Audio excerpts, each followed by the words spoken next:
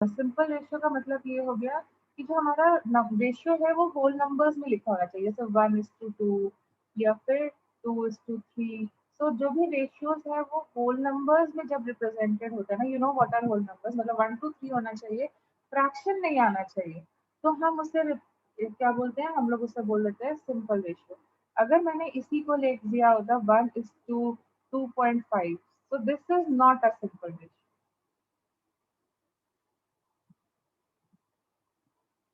This is not a simple ratio.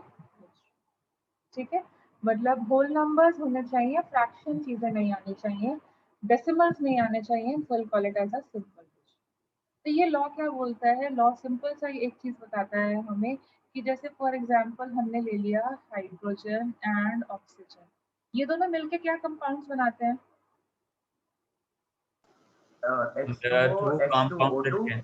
Yes, एक तो H2O One बन is जाता है water जिसका and the other H2O, is hydrogen peroxide. yes, and this is your H2O2। तो वैसे देखो इनऑर्गेनिक में क्या होता है, जब टू टू साथ में आता है तो हम कैंसिल कर देते हैं, but because this is a पर ऑक्साइड तो हम पर ऑक्साइड में कैंसिल नहीं करते, this is called as hydrogen peroxide. ठीक है, तो ये हो गया हमारा compound. You know where hydrogen peroxide is used, it is a good bleaching agent। ठीक है, it is a good bleaching agent. So जैसे फॉर एग्जाम्पल सॉफ्ट मटेरियल होते हैं, बहुत कॉस्टली वाला वूल होता है या सिल्क होता है, या इवन हम अपने स्किन पे टैनिंग रिमूव करने के लिए तुम्हें देखा होगा एक एक्टिवेटर करके चीज आती होगी, या if you want to decrease the hair color या समथिंग, जो सॉफ्ट सॉफ्ट चीजें होती हैं जिनमें स्ट्रॉन्ग ब्लीचिंग एजेंट आप नहीं यूज कर सकते। ब्लीचिंग एजेंट पता है ना क्या होता है, मतलब वो डीकलराइज कर देता है। डीकलराइज समझते हो ना क्या होता है? कलर को Yes, थोड़ा ma'am. फेड आउट कर देता है, कम कर देता है। तो अगर तुम्हें अपने क्लोथ्स को बहुत वाइट रखना है, दे आर वेरी कॉस्टली, तो हम लोग peroxide यूज करते हैं। तो जितने भी ये ना तुम्हें एड्स आती है ना टीवी पे कि it will make your cloth much more brighter whiter, तो वो सब में ब्लीचिंग एजेंट पड़ा, right.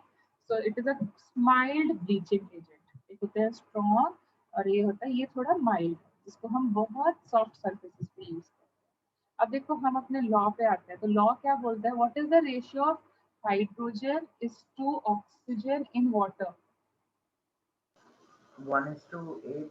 It will be what, 2:1। 2 ठीक is है, to 1. अब hydrogen is to oxygen in peroxide में रेशियो बताओ क्या है? And 1 is to 1. या Actually. 2:2, और यू कैन से 1:1 में वो कन्वर्ट हो जाएगा। अब टेल मी, अगर मैं अब इसमें से एक एलिमेंट को पकड़ लो कांस्टेंट, सपोजिंग मैंने हाइड्रोजन को कांस्टेंट पकड़ लिया, तो oxygen in water is to oxygen in peroxide का रेशियो बताओ क्या हो जाएगा? 1 is to 2. 1:2. 1:2, and is it a simple ratio? Yes, ma'am. Simple ratio. ये लॉ कोई नई चीज नहीं है, कोई नई डिस्कवरी नहीं है, सिंपल सा डाल्टन्स की थ्योरी का ही एप्लीकेशन बोल सकते हो, क्योंकि डाल्टन ने बोला था भाई एटम को हम फर्दर डिवाइड कर ही नहीं सकते, एटम हमेशा कैसे प्रेजेंट होगा, होल नंबर में प्रेजेंट होगा ना। Yes, ma'am. You cannot have half of an atom, you cannot have a 1/4 of an atom। तो जब हम एटम को डिवाइड नहीं कर सकते, इसका मतलब है जब वो कंबाइन करेगा कंपाउंड बनाने के लिए, तो इसका वो भी कभी भी फ्रैक्शनल नहीं आ सकता। कंपाउंड में भी एटम कभी फ्रैक्शनल वे में नहीं प्रेजेंट हो सकता ना, और जब वो फ्रैक्शन में प्रेजेंट नहीं हो सकता तो फॉर्मूला तो हमेशा होल नंबर में ही बनेगा। Did you Yes, follow ma'am. it? That's why ratio कैसा आने वाला है Ma'am, देखो। we don't need to find the ratio of the mass of oxygen in both you can the do it for cases. Mass also, तुम चाहो तो मास के लिए भी कर लो, उसमें बात तो वही बराबर ही आनी है, क्योंकि एटम्स जो होंगे उतना ही इसका मास उसी रेशियो में तो मल्टीप्लाई होगा। You want to do it for mass, so you can do it for mass also। देखो हम करते हैं, चलो तुम्हारे लिए कर लेते हैं, फाइन। सो हमारा क्वेश्चन था what is the ratio of hydrogen is to oxygen, sorry hydrogen is to oxygen in water, बोलो कितना हो जाएगा? 1:16, I guess. 2:16, Oh yes, ma'am. 1:8. ठीक है। 1:8. और hydrogen is to oxygen in peroxide में रेशियो बोलो कितना हो जाएगा? 2:30. 1:16. 1:32, 16 2 32, सॉरी 2:32 बोलो होगा? 1:16. यस। नाउ अगेन फाइंड, अब मैंने सपोजिंग हाइड्रोजन को कांस्टेंट कर दिया, मतलब एक एलिमेंट को कांस्टेंट करना है और दूसरे एलिमेंट का जो भी मास या एटम का रेशियो जो भी तुम निकालना चाहो वो निकालोगे इन दिस। सो अब करो तुम यहाँ पर, oxygen in water is to oxygen in H2O2, क्या हो जाएगा? 16:32 and which will be what? 1:2 in simple ratio. आया Yes, कि नहीं ma'am. बेटा? तो बेटा वही चीज तो हमने करी थी, क्यों हम लंबा कैलकुलेशन करें? 16:32 क्यों लेके आए गंदे गंदे टर्म्स? क्योंकि ऑक्सीजन क्या, चाहे एटम्स का रेशियो निकालो चाहे मास का रेशियो निकालो, जो एटम्स का रेशियो होगा जब हम मास में जाएंगे तो उसको हम 16 से मल्टीप्लाई कर देंगे, तो वो रेशियो तो चाहे एटम्स का निकालो चाहे मास का निकालो सेम ही रहेगा। हाइड्रोजन के लिए हम 1 से मल्टीप्लाई कर देंगे, सेम ही फैक्टर से तो मल्टीप्लाई कर रहे हो, तो सेम फैक्टर से मल्टीप्लाई करोगे तो एटम्स का निकालो चाहे मास का निकालो सेम रहेगा कि नहीं? Did you follow? Yes, ma'am. Yes, ma'am. ठीक है। अच्छा, अब मुझे बताना, सपोजिंग मैंने कुछ ऑक्साइड्स ली नाइट्रोजन की, I am taking some oxides of nitrogen. Nitrogen और ऑक्सीजन ना जब मिलते हैं तो बहुत तरीके की ऑक्साइड्स बनाते हैं, जैसे कि NO, N2O. N2O3 N2O5. या N2O5। चलो अब मुझे बताओ, क्या यहाँ पे लॉ ऑफ मल्टीपल प्रोपोर्शन लगेगा? Yes, ma'am. लगेगा, ठीक है, क्योंकि नाइट्रोजन Yes. ऑक्सीजन में बहुत सारे कंपाउंड हैं। तो what is the ratio of oxygen in all the oxides? 1:2 1:2 5. 3:5. गलत। क्यों गलत? अब ये देखो, Ma'am, different nitrogen compounds, nitrogen जब भी atoms. हम लोग एक एलिमेंट को कांस्टेंट रखेंगे, जैसे मैंने यहाँ पे किसको कांस्टेंट रखा था? हाइड्रोजन को कांस्टेंट रखा था, ठीक है, यहाँ पे हाइड्रोजन को कांस्टेंट रखा था, तो हाइड्रोजन का नंबर सेम होना चाहिए, ratio and proportion 10th standard तुमने किया है, ये सेम होना चाहिए। अगर नहीं होता है तो हम इसको सर्टेन फैक्टर से मल्टीप्लाई करके सेम रखते हैं, तभी हम उस रेशियो को इक्वेट कर पाते हैं। Can you recall? Yes, ma'am. तो अगर यहाँ पर मुझे यही छोटी छोटी चीजें होती है जो कॉम्पिटिटिव एग्जाम में तुम गलत कराते हो, मैंने से कि कॉम्पिटिटिव एग्जाम डिफिकल्ट होता है, डिफिकल्ट नहीं होता है, वो तुम्हारी छोटे छोटे बेसिक्स को चेक करते हैं। तो यहाँ पर अगर हमें इनको कंपेयर करना है तो nitrogen should be with number 2, मतलब यहाँ पे नाइट्रोजन एंड ऑक्सीजन का रेशियो क्या होना चाहिए? 2:2। Here it will become 2:4, 2 times उसको कन्वर्ट करो, यहाँ पर इट इज 2:3 एंड यहाँ पर इसे 2:5। तो अब देखो सब में 2:2 है, अब नाइट्रोजन को हम इग्नोर कर सकते हैं, पहले नहीं इग्नोर कर सकते थे। Did you get it? Did you get the difference? Yes, क्या ma'am. गड़बड़ की थी? तो what is the ratio of oxygen in the oxides? Now I can simply say 2:4:3:5 and which is containing whole numbers. Hence it is a simple ratio. Mistake समझ में आई? कहाँ करके आते हो तुम लोग ऐसे? मतलब बहुत इजी है, ओवर कॉन्फिडेंस हो जाता है, बट फिर भी वो तुमसे गड़बड़ करा देंगे। कहाँ कराएंगे? अब समझ में आया? Yes, ma'am. और यही डिफरेंस है, तुम मतलब तुम्हारे स्कूल के एग्जाम, मतलब एक बोर्ड एग्जाम में और एक कॉम्पिटिटिव एग्जाम में, वो इतने छोटे छोटे बेसिक्स पर ध्यान नहीं देते, तो तुम्हें देने देते हैं, एंड देन अगर दे भी दिया तो ये से सिली मिस्टेक है, चलो छोड़ो ठीक है कोई बात नहीं। कॉम्पिटिटिव एग्जाम में तुम्हारी सिली मिस्टेक बहुत बड़ी मिस्टेक होती है, because you are going to simply fall by -1, 0 भी नहीं मिलने वाला है, सीधे सीधे -1 होने वाला, बहुत बड़ी चीज होती है। तो हमें बस अपने कॉन्सेप्ट तो समझने ही समझना है, जो हम 9th-10th में करते ही आए हैं, नई चीजें तो करनी है कवर, उसके साथ साथ अपना सिली मिस्टेक जो होता है उसको बिल्कुल स्कोप नहीं देना। बिल्कुल स्कोप नहीं देना है कि हमसे सिली मिस्टेक होनी चाहिए। और उसको स्कोप कैसे नहीं देना है, जब हम रोज रोज, जब हमारी सिली मिस्टेक्स कोई हाईलाइट करेगा, और हाईलाइट कैसे होती है, जब हम ज्यादा से ज्यादा क्वेश्चन सॉल्व करते हैं। Did you get it? तो इसलिए क्वेश्चन सॉल्विंग बहुत करना, Yeah. मतलब पढ़ना तो पढ़ना है ही, बट जब भी तुम कॉम्पिटिटिव की तैयारी करना तो क्वेश्चन सॉल्विंग बहुत ज्यादा करनी होती है। ओके, क्वेश्चन बहुत सारे सॉल्व करने होते हैं, क्योंकि जितने क्वेश्चन सॉल्व करोगे उतनी मिस्टेक्स तुम पकड़ पाओगे। Is it fine? मतलब पेपर पेन के बिना पढ़ाई नहीं होगी अब। पेपर और पेन रख करके फिर पढ़ना है और क्वेश्चन सॉल्व करना है। मतलब अब कोई भी तुमसे कहे ना इतने घंटे पढ़ना चाहिए, तो घंटे वाला कोई हिसाब किताब नहीं होता, वरना तुम पूरा टाइम तो घड़ी पे देखते रहोगे, पढ़ोगे नहीं। घंटे वाला कोई हिसाब किताब नहीं होता है। पढ़ना कैसे है, हमने अपना टारगेट बना लेना है कि हमें दिन का 20 क्वेश्चन करना है इस सब्जेक्ट का, दिन का 30 क्वेश्चन करना है, दिन का 40 क्वेश्चन करना है। इस टाइप का टारगेट रखोगे तुम अब से।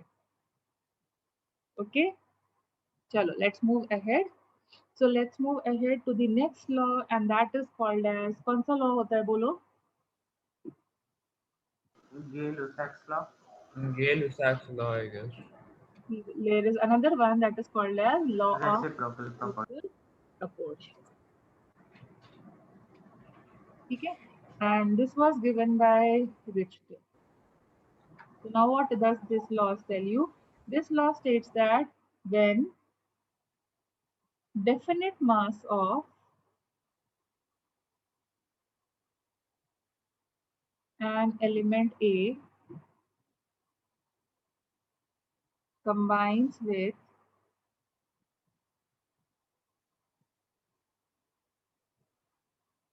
two other elements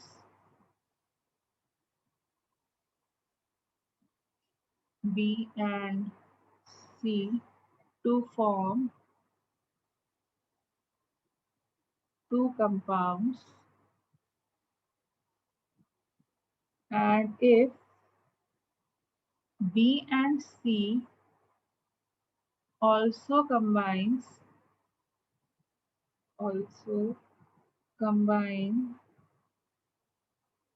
to form a compound,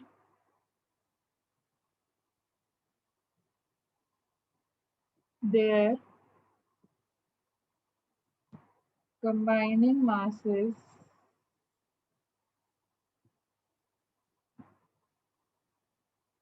are in same proportion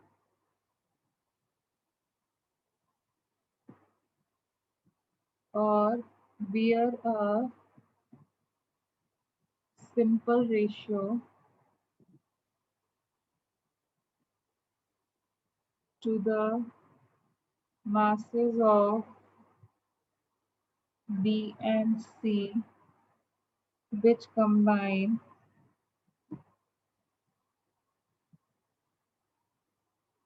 with a constant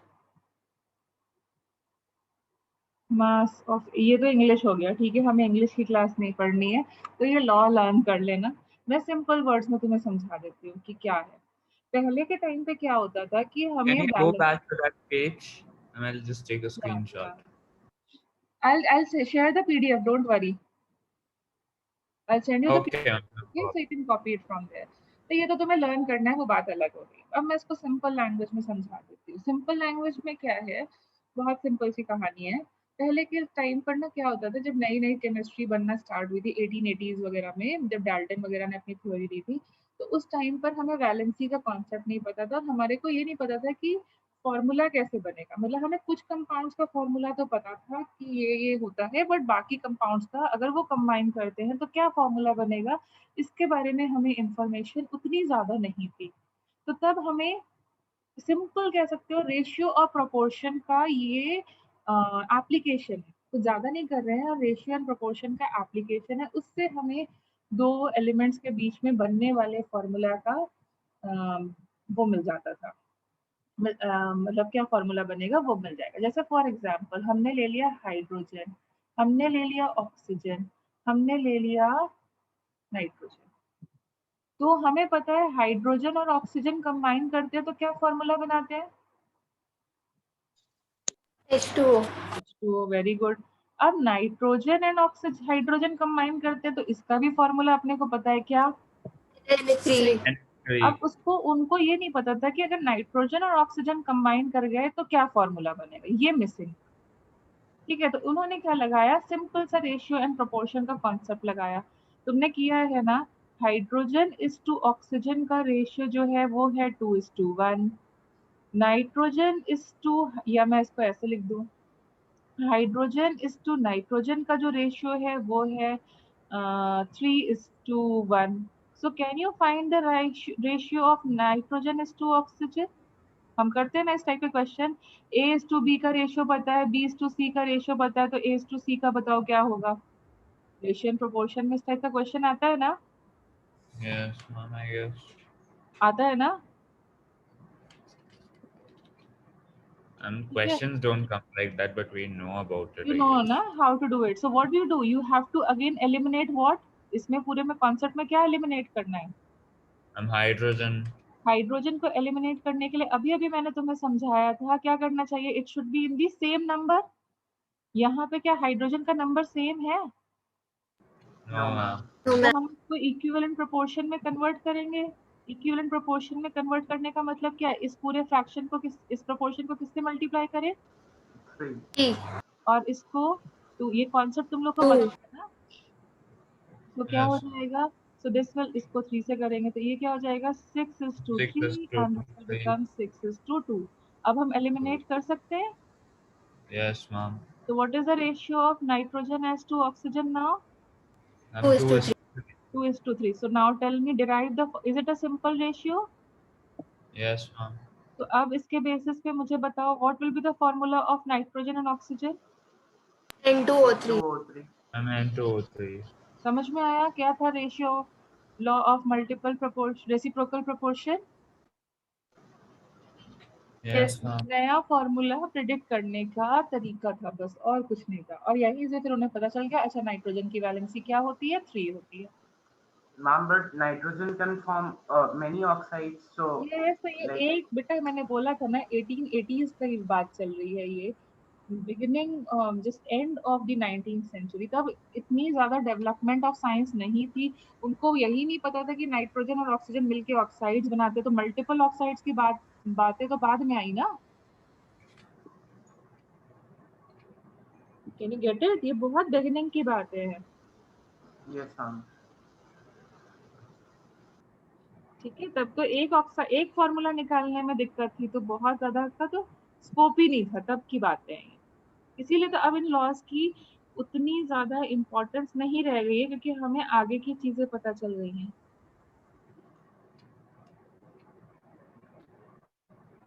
is it fine? Yes, ma'am. Yes, ma'am. Yes, ma'am. Okay, ठीक है। तो अब हम मूव करते हैं टुवर्ड्स द नेक्स्ट लॉ की तरफ। So that is your Gay-Lussac's law, last वाला।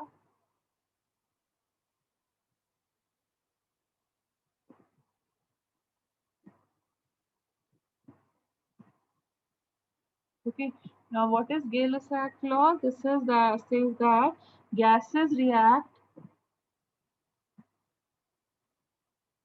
with each other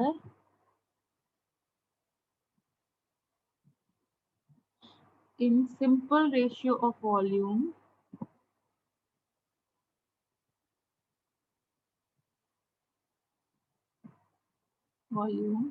and if product is also gaseous,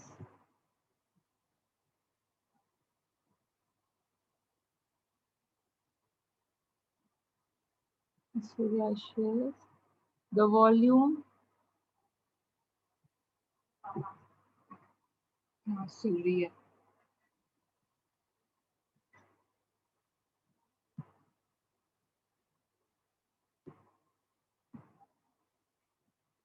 Here's a simple ratio. ठीक है। सो सिंपल सी बात है, मतलब देखो कहने का क्या रीजन है, यू माइट हैव स्टडीड, ये कोई कहानियां नहीं है, सिंपल सा बहुत ही सिंपल सा लॉजिक है। Simple ratio under similar conditions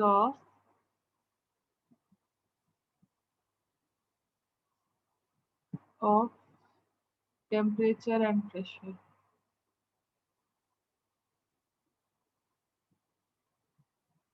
ठीक है, तुमने पढ़ा होगा PV is equal to nRT, सुना है?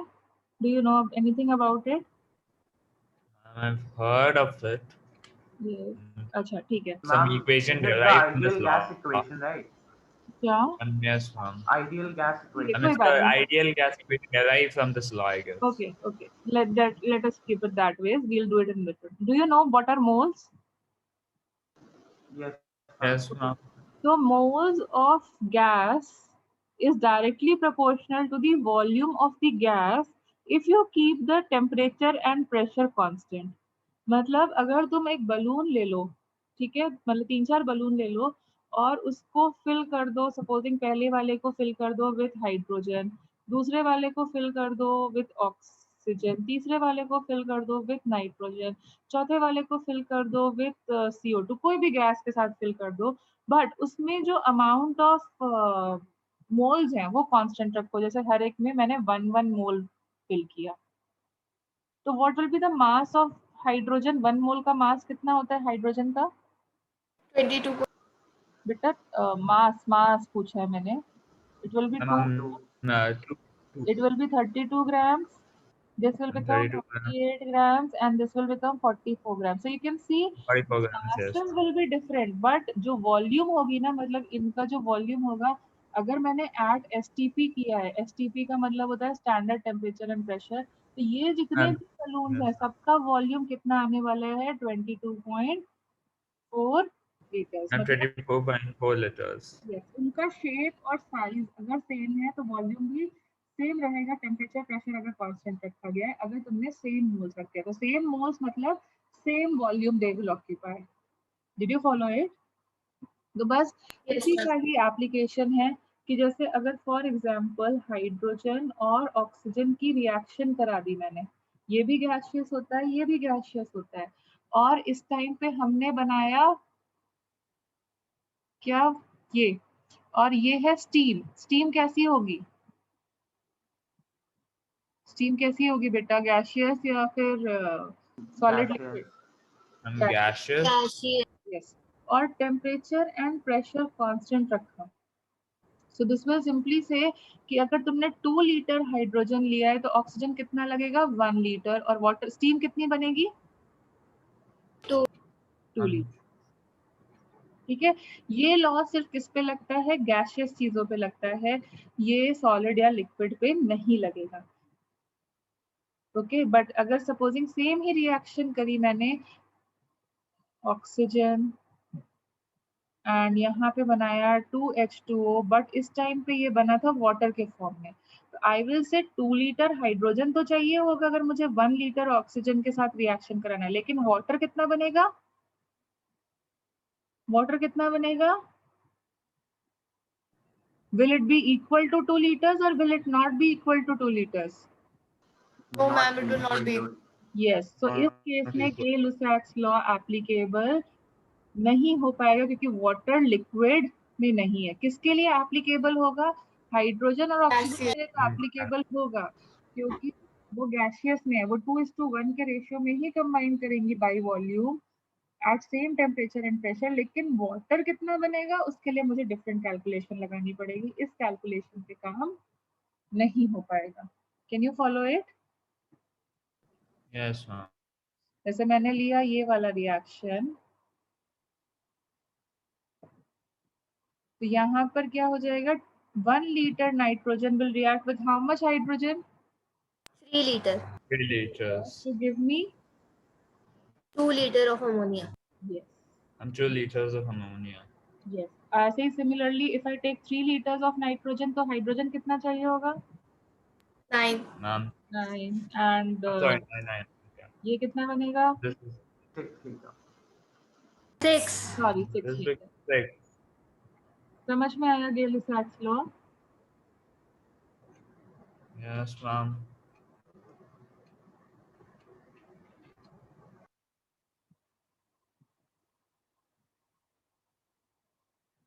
ठीक है, did you get all these things? Laws clear हुए? Yes, ma'am. ठीक है, तो अब इसके बेसिस पर इन सबको कंबाइन कर करके एक साइंटिस्ट आया जिसका नाम था डाल्टन, और उसने दी अपनी थ्योरी। ये थ्योरी कुछ अभी तक हम क्यों पढ़ते हैं इसको, क्योंकि कुछ चीज़ों में ये थ्योरी अभी भी एप्लीकेबल है, मतलब कहीं-कहीं पर, बट कुछ-कुछ इसमें ड्रॉबैक्स हैं। तो what are the drawbacks and what is it the theory about? We will just do it step wise. So he simply said that matter is made up of very tiny particles. Matter is made up of tiny indivisible particles. Indivisible particles. ठीक है? Then next thing he said atoms, and these are called as, he called them as, उसने उसका नाम भी दे दिया and उसका नाम हो गया atoms. Now he said that atoms of an element are identical to each other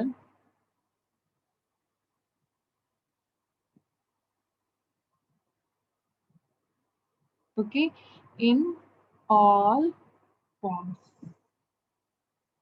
Then third point he said जो different elements होंगे of different elements are different in all forms. ठीक है, कंपाउंड्स आर फॉर्म्ड, ये सब basics है जो भी हमने पढ़ा उसका जिस्ट बोल सकते हो. Compounds are formed when atoms of different element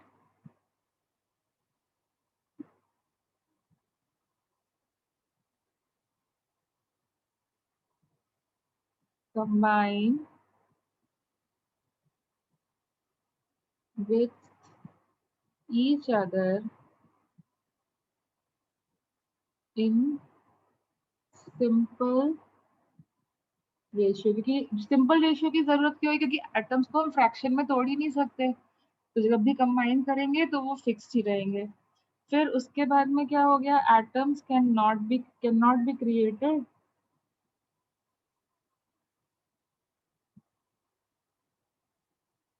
nor destroyed. Okay, the relative number and kind of atoms are always same in a given compound. तो ये 6 पॉइंट्स दिए थे डाल्टन्स ने. बट जब बाद की डिस्कवरीज होना स्टार्ट हुई, जैसे ये तो बहुत पहले की बात है, 1886 में उसने दिए थे ये सब हमें points, but later on science और डेवलप हुई, ऑलमोस्ट एक सेंचुरी क्रॉस कर चुके हैं हम लोग, और डेवलप हुई, तो ये जो पॉइंट्स थे वो क्या होने लग गए, फेल होने लग गए. ये डाल्टन्स की जो थ्योरी थी ये फेल होने लग गई. तो अब हम लोग देखते हैं कि डाल्टन्स थ्योरी जो फेल हुई वो इसके रीजंस क्या थे. तो पहला पॉइंट बताओ, इज इट करेक्ट और incorrect? It is made up of tiny particles which are indivisible. It is correct or Ma'am, incorrect? it's incorrect. Incorrect. Because I mean, now it's we not know. entirely incorrect, but the indivisible thing is wrong. So now we know atoms are further divided into Neutron, protons, electrons. Subatomic particles, which are yes, classified as electrons, protons, and neutrons. yes. So they are all again divided into electrons, protons, and neutrons. So who are the indivisible particles? तो वो हो गए electrons, protons, and neutrons, इनको हम लोग indivisible particles कह सकते हैं, बट एटम का पार्ट्स फर्दर होते हैं। Ma'am, but now further these can also be divided. Yes, ma'am. But अभी जो तुम्हारा जेई का सिलेबस है ना, उसमें नहीं आ रही है वो चीजें। If you go for PhD and if you go into nuclear physics और nuclear chemistry, there it is going into subdivision. But हम लोग का भी कहा, हमारा जो सिलेबस है, मतलब यूं तो नॉलेज जो है वो बहुत वास्ट है, गूगल भरा पड़ा है नॉलेज से, बट हमारे काम की चीजें क्या है, हमें वो देखना, और हमारा फोकस कहाँ है, वो है। तो अभी हमारे लिए हमारा फोकस क्या है? What is your focus right now? I'm 11th grade, I suppose. Yes, and along with that, And further, I suppose, we the have to prepare exam, for your competitive eligible exams. exam, yeah. तो उसका जो syllabus है उसके हिसाब से वो किस पे बेस्ड होता है? एनसीईआरटी के उस पे बेस्ड होता है। और एनसीईआरटी ने अभी अपने आप को अपग्रेड नहीं किया है by going into the sub divisions of these electrons, protons and neutrons। तो अगर हमारे लिए कोई क्वेश्चन आता है तो हम क्या मान के चलेंगे कि हम इलेक्ट्रॉन्स, प्रोटॉन्स और न्यूट्रॉन्स को फर्दर डिवाइड, जब तक हम कॉम्पिटिटिव एग्जाम की बात करेंगे तब तक हम फर्दर डिवाइड नहीं करेंगे। रियल वर्ल्ड में yes it is further divided, but in the questions which we are going to solve हम क्या मान के चलेंगे? They are not further divided, because हमारी बाइबल, हमारी एनसीईआरटी बुक है, हर चीज का प्रॉब्लम वहाँ का सॉल्यूशन वही है, और वो पुराने एडिशन पे चल रही है। ठीक है Ma'am, just as a matter of interest, ma'am, these subatomic particles can be divided indefinitely. Not indefinitely. Ma'am, but to a considerably large extent. Yes, okay, nothing can be indefinite but it is to us very, क्योंकि उसके लिए और छोटे छोटे microscopes की जरूरत है, जितनी अभी हमारी उतनी एक्यूरेसी नहीं जा पाई है। मतलब सिंपल सी बात है ना, इतना छोटा पार्टिकल को डिवाइड करना, ठीक है तुमने कर दिया, इसको तुम हैंडल कर सकते हो, फर्दर डिवाइड कर दिया और हैंडल कर सकते हो। जितना छोटा छोटा करते जाओगे तुम्हारे को उससे प्रिसाइज्ड इंस्ट्रूमेंट्स की जरूरत पड़ेगी ना, टू स्टडी देम और to divide them. Yes, ma'am. So till now we haven't discovered those, उतना precise वाला अभी हम नहीं कर पाए। Maybe some of you go into research and then you may give us some more precise instruments. Getting it? Yes, ma'am. So now coming to the second statement, is it correct or incorrect now? Identical in No, all, ma'am. again yes, it is incorrect. ठीक है? So Due to the presence of isotopes. yes, now after we discovered the isotopes, we found that elements of same category may differ in elements, atoms of same element, atoms of same element differ in one property, and that is atomic masses। मतलब बाकी property same है but एक property different है। तो ये जो इसने लिखा था ऑल फॉर्म्स, वो गलत हो गया। ठीक है, देन उसने बोला atoms of different elements will differ in all forms, is it correct? No, ma'am. Again Ma'am, because we have isobars. yes, so जब Yes, हमारे ma'am. पास आइसोबार्स डिस्कवर हो गए, तो डिस्कवरी ऑफ आइसोबार्स, तो क्या हो गया? atoms of different elements में है, atoms of different elements are having same atomic masses। तो मतलब ऐसा नहीं कि सारी प्रॉपर्टीज डिफर करेंगी, जैसे फॉर एग्जांपल आर्गन का भी एटॉमिक मास 40 होता है और कैल्शियम का भी 40 होता है। ठीक है, तो ऐसा नहीं कि सारी प्रॉपर्टीज डिफर करेंगी, एक प्रॉपर्टी सेम हो सकती है। And then compounds are formed when atoms of different elements combine with each other in a simple ratio, is it correct? No, ma'am. Ma'am, we have examples like glucose. Like Glucose. हाँ, तो उसमें क्या है? Ma'am, it is not in a simple ratio. Yes, we have certain, not glucose exactly, we have certain compounds जहाँ पर जो formula होता है वो नॉन स्टोइकियोमेट्रिक रेशियो में होता है. जैसे we have certain compounds like Fe 0.980. ठीक है. सो ये इसका रीजन क्या होता है? इसका रीजन ये होता है, कभी भी वैसे मतलब बोला जाए तो सिंपल रेशियो ही रहता है, बट एक्चुअली क्या है, this is combination, this is a mixture of iron oxide and Fe2O3. तो इस मिक्सचर की वजह से ये जो रेशियो आ रहा है ना, ये सिंपल रेशियो आ रहा है. तो जब भी तुम्हारे पास सिंपल रेशियो ना आकर के फ्रैक्शन में रेशियो आएगा, मतलब इट इज फॉर श्योर कि वो मिक्सचर होगा, दो कंपाउंड्स का मिक्सचर होगा. ठीक है. कभी भी तुम्हारा जब भी रेशियो डिफर करेगा, वो सिंपल रेशियो नहीं आएगा, तो उसका मतलब है वो क्या होगा, वो एक कंपाउंड नहीं होगा, वो क्या होगा, रेशियो मिक्सचर होगा. Can you follow it? और अगर हम अलग अलग तोड़ के देखें तो रेशियो क्या है? Is it a simple ratio और not? Yes, ma'am. It is a simple ratio, but if you mix them in a different proportion, तो obviously जो ratio आता है वो simple नहीं रहता है, क्योंकि हम average निकाल रहे होते हैं उस टाइम पर, तो उसकी वजह से वो ratio बिगड़ जाता है. तो जब भी तुम्हें नॉन स्टोइकियोमेट्रिक रेशियो दिखे या फ्रैक्शनल चीजें दिखे, तो समझ जाना वो मिक्सचर है, वो मिक्सचर है. तो ये जो लॉ है नेक्स्ट वाला, वो कह सकते हो 50-50 करेक्ट है. मतलब कंपाउंड्स तो सिंपल रेशियो में ही कंबाइन करते हैं, बट जब वो मिक्सचर बना लेते हैं, उसकी वजह से जो हमारा फॉर्मूला बनता है वो एवरेज बनता है, और उसकी वजह से वो गड़बड़ हो जाता है. तो ये जो एवरेज वाला कॉन्सेप्ट है वो हम लोग नेक्स्ट क्लास में पिकअप करने ही वाले हैं. Okay. Now is this statement correct? No, ma'am. Nuclear fission and fusion. Yes, nuclear fission and fusion की Nuclear reactions, basically. Nuclear reaction की वजह से ये भी गड़बड़ हो गया. Then is the last statement correct? It is. अभी अभी हमने पढ़ा है this, isn't it denoting law of constant proportion? Yes, ma'am. It's more. Yes, ma'am. It's correct.